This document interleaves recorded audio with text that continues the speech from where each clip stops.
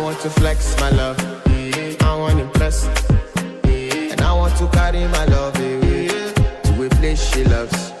I'm a